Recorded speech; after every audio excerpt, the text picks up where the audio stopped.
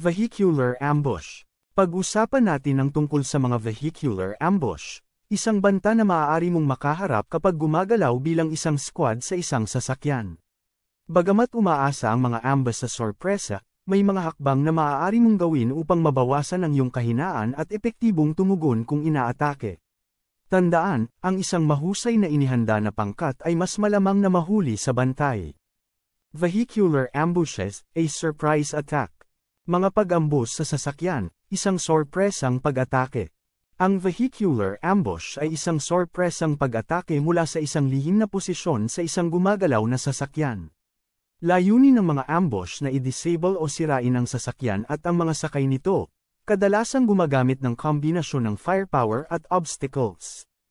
Actions to avoid ambushes. Mga aksyon para iwasan ang mga tambangan. Ang pinakamahusay na depensa laban sa isang ambush ay wala doon sa unang lugar. Narito ang maaari mong gawin upang mabawasan ang panganib. Route selection, pagpili ng ruta, piliin ang pinaka-secure na ruta, pag-iwas sa mga choke point, makitid na kalsada, at mga lugar na may limitadong visibility. Reconnaissance, magsagawa ng masusing mapa, lupa, at kahit aerial reconnaissance, kung magagamit, upang matukoy ang mga potensyal na lugar ng pagtambangan. Isipin ang mga reconnaissance mission na isinagawa ng British Long Range Desert Group, LRDG, noong ikalawang digmaang pandaigdig, na nagbigay ng napakahalagang katalinuhan at tumulong na guluhin ang mga linya ng supply ng Aleman. Intelligence, ipunin at suriin ang pinakabagong impormasyon sa aktibidad ng kaaway sa lugar.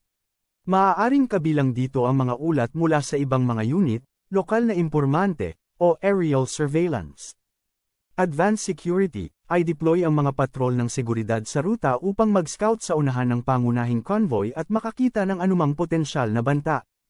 Operational security, o PSEC, panatilihing lihim at hindi mahuhulaan ang iyong mga galaw upang tanggihan ang kalaban ng pagkakataong magplano ng pagtambang.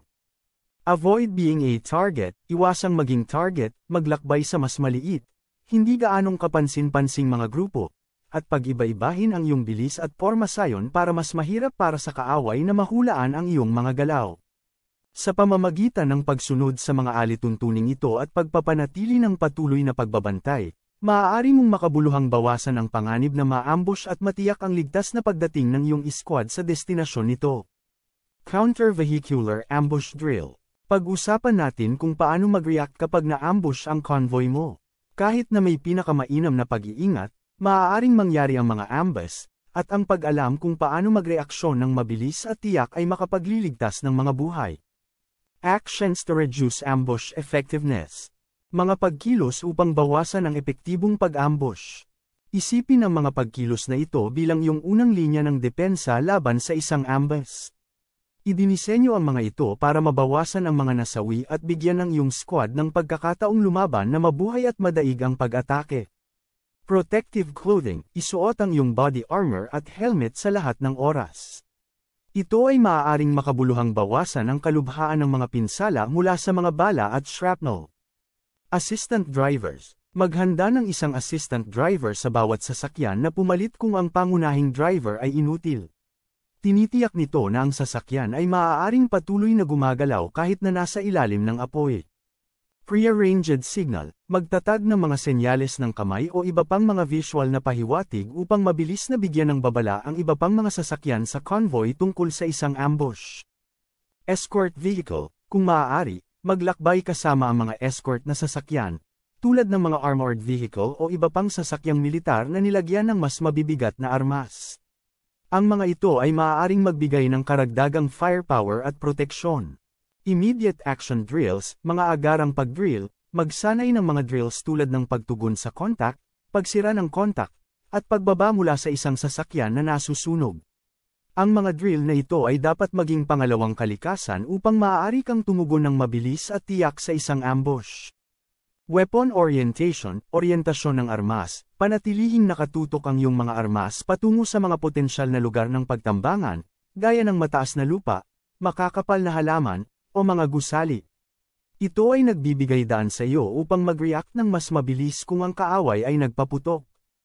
Maintain intervals, panatilihin ang mga pagitan, panatilihin ang isang ligtas na distansya sa pagitan ng mga sasakyan upang maiwasan ang buong convoy na mahuli sa iisang kill zone.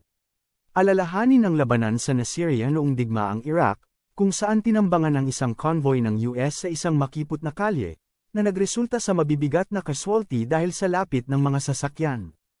Move through the kill zone, lumipat sa kill zone, kung maaari, bumilis at magmaneho sa ambush zone. Binabawasan nito ang iyong pagkakalantad sa apoy ng kaaway at ginagawang mas mahirap para sa kanila na i-target ka ng tumpak. Don't block the road, huwag harangin ang daan, kung kailangan mong huminto sa kalsada upang maiwasan ang pagharang sa ruta ng pagtakas para sa ibang mga sasakyan. Rapid response, mabilis na tugon, mabilis na tumugon sa mga utos ng iyong mga pinuno. Maaaring kabilang dito ang pagbabalik ng putok, pagbaba mula sa sasakyan, o pagtatakip.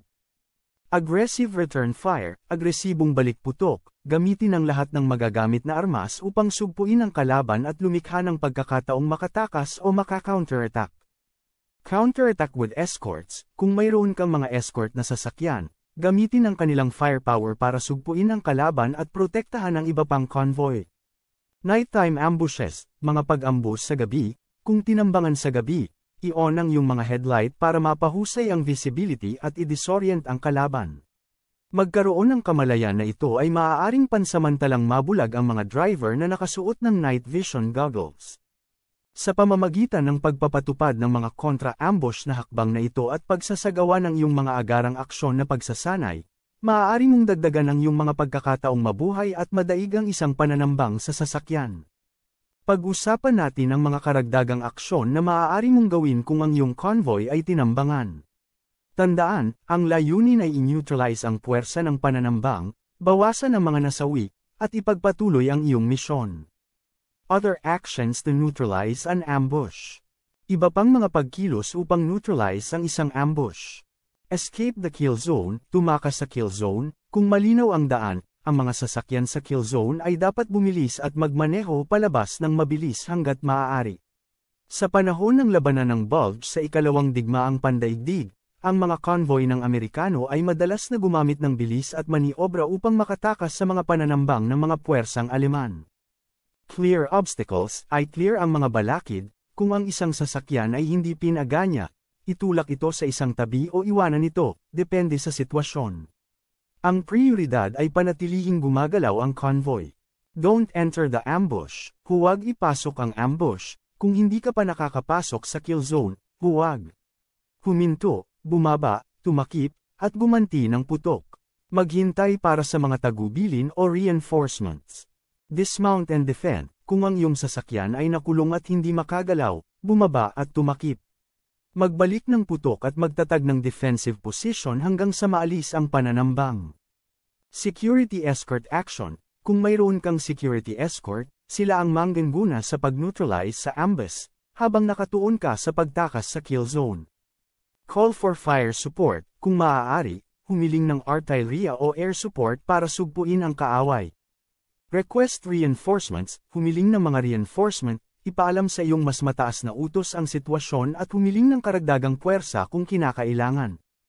Return fire, ang lahat ng mga tauhan na hindi nagmamaneho ay dapat makipag-ugnayan sa kaaway gamit ang kanilang mga sandata habang ang convoy ay umaalis sa kill zone.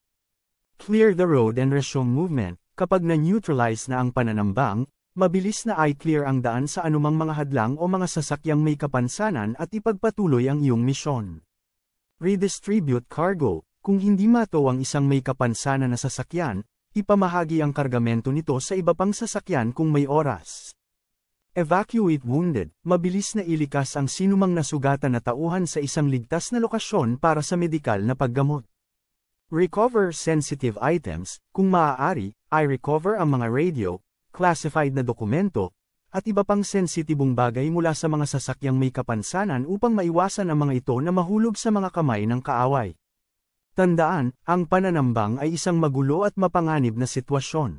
Ngunit sa pamamagitan ng pagsunod sa mga pamamaraang ito, pananatilang kalmado, at pakikipagtulungan bilang isang koponan, maaari mong dagdagan ang iyong mga pagkakataong mabuhay at madaig ang pag-atake. Vehicle Unloading Drill. Pag-usapan natin ang Vehicle Unloading Drill, isang kritikal na pamamaraan kapag ang iyong squad ay tinambangan habang nasa sasakyan.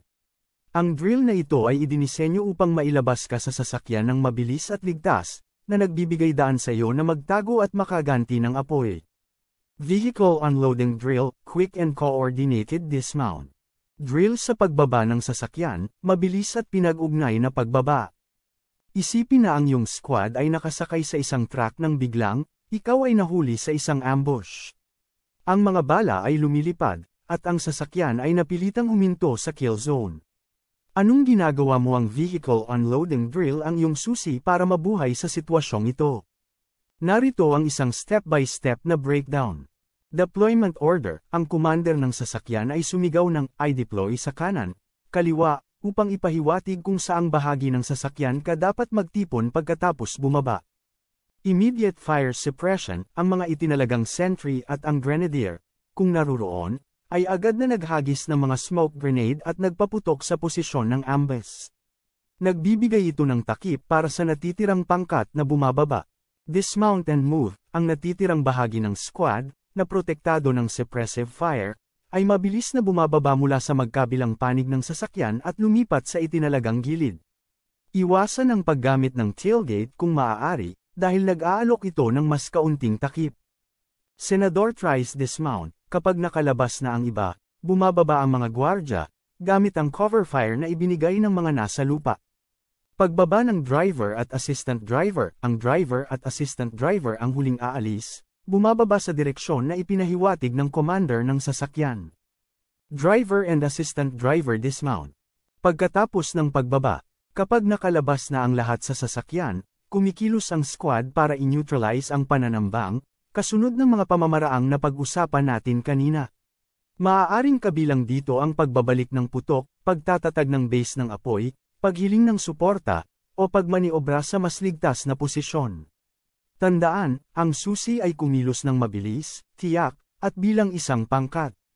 Sa pamamagitan ng pagmaster ng Vehicle Unloading Drill at regular na pagsasanay dito, maaari mong makabuluhang taasan ang iyong mga pagkakataong mabuhay sa isang sasakyang ambush.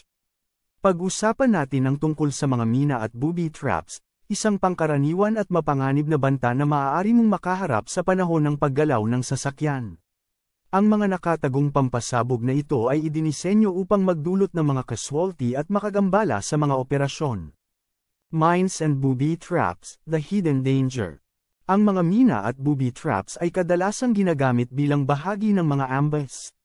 Maaari silang maging anuman mula sa mga nakabaon na claymore mine at artillery shell hanggang sa mga improvised explosive device, IED, na nakatago sa kalsada o nakabitin sa mga puno. Ang mga nakamamatay na device na ito ay maaaring matrigger ng pressure, tripwire, o kahit malayo ang pagsabog.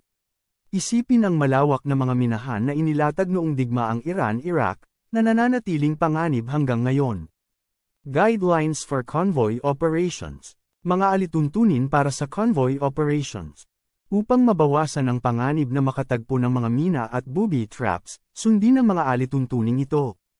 Follow the tracks, sundin ang mga track, manatili sa itinatag na landas ng sasakyan sa unahan mo. Pinaliit nito ang pagkakataong lumihis sa hindi pa natukoy na teritoryo kung saan maaaring nakatago ang mga minahan. Avoid the shoulder, iwasan ang balikat. Ang balikat ng kalsada ay isang pangunahing lokasyon para sa mga nakabaon na pampasabog. Don't run over objects, huwag sagasaan ang mga bagay, iwasang magmaneho sa anumang bagay na kainahinala sa kalsada, tulad ng mga labi, brush, o damo. Maaari itong magpalitaw ng nakatagong IED. Isipin ang mga engkwentro ng militar ng Pilipinas sa mga IED na itinanim ng mga rebelding grupo sa Mindanao, na nagbibigay diin sa kahalagahan ng pag-iingat sa mga kalsada. Be wary of fresh earth, mag-ingat sa sariwang lupa, ang nababagabag na lupa ay maaaring magpahiwatig ng kamakailang inilibing na minahan. Observe locals, obserbahan ang mga lokal, bigyang pansin ang pag-uugali ng mga lokal na tao. Maaaring hindi nila sinasadyang ibunyag ang lokasyon ng mga minahan o booby trap sa pamamagitan ng kanilang mga reaksyon o pag-iwas sa ilang mga lugar. Use heavy vehicles, gumamit ng mabibigat na sasakyan, kung magagamit, gumamit ng mas mabibigat na sasakyan tulad ng mga tangke upang magpasabog ng mas maliliit na minahan sa harap ng convoy. Wear protective equipment, magsuot ng protective equipment, laging magsuot ng helmet at body armor. Ito ay maaaring makabuluhang bawasan ang kalubhaan ng mga pinsala kung ang isang minahan o booby trap ay na-trigger. Sa pamamagitan ng pagsunod sa mga alituntuning ito at pagpapanatili ng patuloy na pagbabantay, maaari mong bawasan ang panganib na makatagpo ng mga nakatagong banta na ito at protektahan ang iyong sarili at ang iyong mga kapwa sundalo. Ambush, ang iyong gabay sa survival at ang iyong tawag sa tungkulin. Ngayon, inalis namin ang elemento ng sorpresa mula sa ambush, hinihiwalay ang anatomy nito mula sa padalos-dalos na pag-atake hanggang sa mga nakaplanong pag-atake, mula sa linear formation hanggang sa mga taktikang anti-armor. Natutunan mo ang mga senyales ng panganib, ang pag-iwas sa mga maniobra, ang mga pagsasanay na negal iligtas ng buhay. Kaalaman ang iyong baluti, ngunit ang pagkilos ang iyong kalasag. Tandaan, ang isang ambush ay hindi isang parusang kamatayan. Ito ay isang pagsubok sa iyong pagsasanay, iyong instincts, iyong tapang. Dito mo patunayan ang iyong katapangan, hindi lamang bilang mga sundalo, kundi bilang mga tagapagtanggol ng ating bayan. Ang bawat pananambang na iyong kinakaharap, bawat banta na iyong nineutralize, ay isang patunay ng iyong pangako sa bansang ito. Ang iyong serbisyo ay hindi lamang isang trabaho, ito ay isang kalasag para sa mga inosente, isang balwarte laban sa kaguluhan. Ang bawat matagumpay na maniobra, bawat buhay na nailigtas, ay isang tagumpay para sa ating lahat. Kaya humayo kayo, na armado hindi lamang ng mga sandata, kundi ng kaalaman at ng di natitinag na pagpapasya na protektahan ang ating kalayaan. Ito ang iyong tungkulin, iyong karangalan.